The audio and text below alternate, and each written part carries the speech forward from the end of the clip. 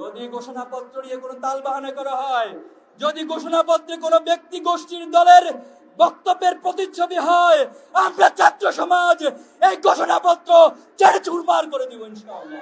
এই জুলাই নিয়ে একটা শ্রেণী ক্রেডিটবাজির রাজনীতিতে নিমগ্ন হয়েছে।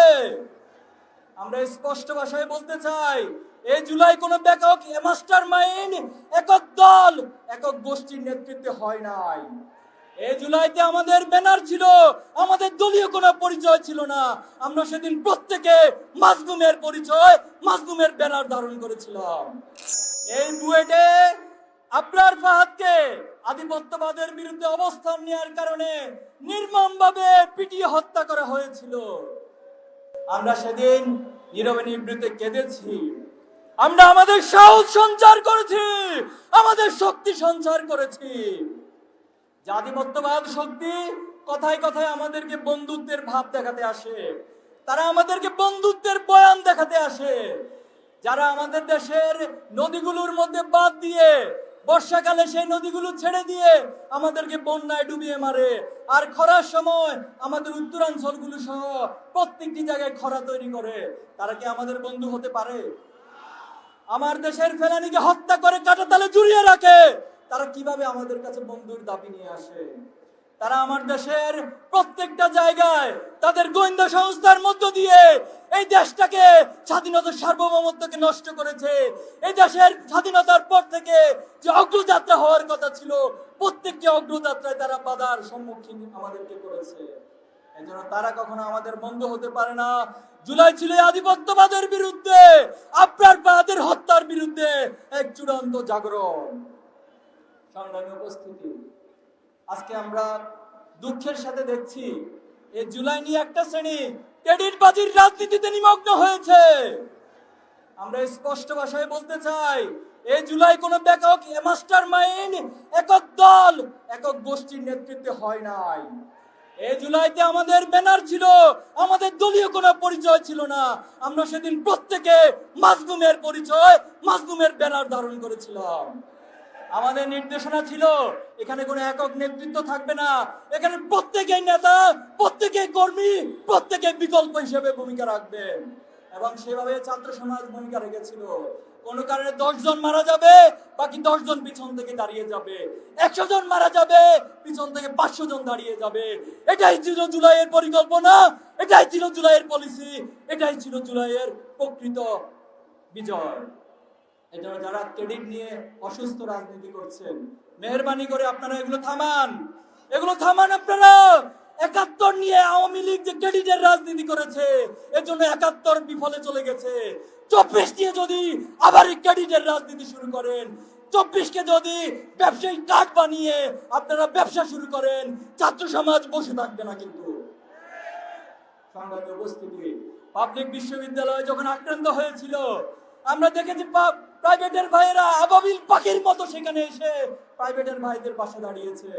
যখন প্রাইভেট আক্রান্ত হয়েছে, স্কুল, কলেজ, মাদ্রাসা, ডিপ্লোমা ইনস্টিটিউট, পলিটেকনিক সকল শিক্ষার্থীরা এসে দাঁড়িয়েছে। যখন শিক্ষার্থীরা আক্রান্ত হয়েছিল, তখন আমরা দেখেছি শিক্ষকরা এসে দাঁড়িয়েছে, সাংবাদিকরা এসে দাঁড়িয়েছে, বুদ্ধিজীবীরা এসে দাঁড়িয়েছে, আমার দেশের শ্রমিকরা এসে দাঁড়িয়েছে, আমার দেশের রিক্সা চালকরা এসে দাঁড়িয়েছে। আমার দেশের আপামর সকল জনতা, সকল শ্রেণী পেশার সকলে এসে দাঁড়িয়েছে। এই আন্দোলন কোনো একক নয়, এই আন্দোলন ছিল সবার আন্দোলন। এই আন্দোলন হচ্ছে মুক্তিগামী ছাত্র জনতার, বাংলাদেশের আপামর মানুষের বিজয়ের আন্দোলন। সংগ্রামী উপস্থিতি, আজকে জুলাইয়ের 1 বছর শেষ হয়ে গেল। আমরা কতটুকু পেয়েছি? আজকে যে গণহত্যার বিচারের কথা শহীদ পরিবারগুলো বারবার বলছে, তারা আত্মনাদ করছে, তাদের সন্তানের বিচার চায়, কিন্তু এখনো পর্যন্ত আপনারা দৃশ্যমান কোনো অগ্রগতি দেখাতে পারেন নাই। 1 বছর পর যে হত্যাকাণ্ডগুলো আমরা চাক্ষুষ প্রমাণ রয়েছি, যে রক্তের দাগগুলো এখনো দগদগে আমাদের চোখের সামনে ভাসছে, এখনো প্রত্যেক ভিডিওগুলোতে আমরা দেখছি কারা শুট করছে, কারা হত্যা করছে, কারা গুলি করছে। অথচ 1 বছর পর আপনি একজন হত্যাকারীর বিচার করতে পারলেন না। আপনার কিসের বিপ্লবী সরকার, কিসের রক্তের সরকার? আপনারা একটা ধীরগতি এবং অলস সরকার। সংগ্রামী উপস্থিতি, আজকে জুলাইয়ের ঘোষণাপত্র হওয়ার কথা রয়েছে। আমরা সরকারের বিভিন্ন সোর্সের মাধ্যমে, তথ্যের মাধ্যমে জেনেছি। আমরা উদাত্ত আহ্বান জানাবো, এই ঘোষণাপত্রে শহীদ গাজীদের বাংলাদেশের ইতিহাসের সঠিক ব্যাখ্যা সহ বাংলাদেশের প্রত্যেকটি নাগরিকের অধিকার নিশ্চিতের জন্য আগামী দিনে যদি কেউ ফ্যাসিস্ট হতে চায়, এই ফ্যাসিস্ট হওয়ার পথ রুদ্ধ করার জন্য একটি সমৃদ্ধ ঘোষণাপত্র পেশ করবেন। যদি ঘোষণাপত্র নিয়ে কোনো তালবাহানা করা হয়, যদি ঘোষণাপত্রে কোনো ব্যক্তি গোষ্ঠীর দলের বক্তব্যের প্রতিচ্ছবি হয়, আমরা ছাত্র সমাজ এই ঘোষণাপত্র ছেড়ে চুরমার করে দিব ইনশাআল্লাহ। এই ঘোষণাপত্রে প্রত্যেক শহীদ গাজীদেরকে স্বীকৃতি দিতে হবে, এই আন্দোলনকে স্বীকৃতি দিতে হবে।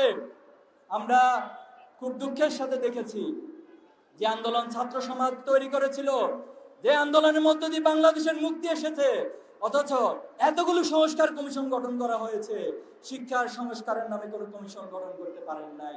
এর চেয়ে লজ্জা, এর চেয়ে দুঃখজনক এই সরকারের জন্য আর কিছুই হতে পারে না। আজকে আমাদের ছাত্র ভাইয়েরা সে মানসিক ট্রমার মধ্য দিয়ে এখনো যাচ্ছে।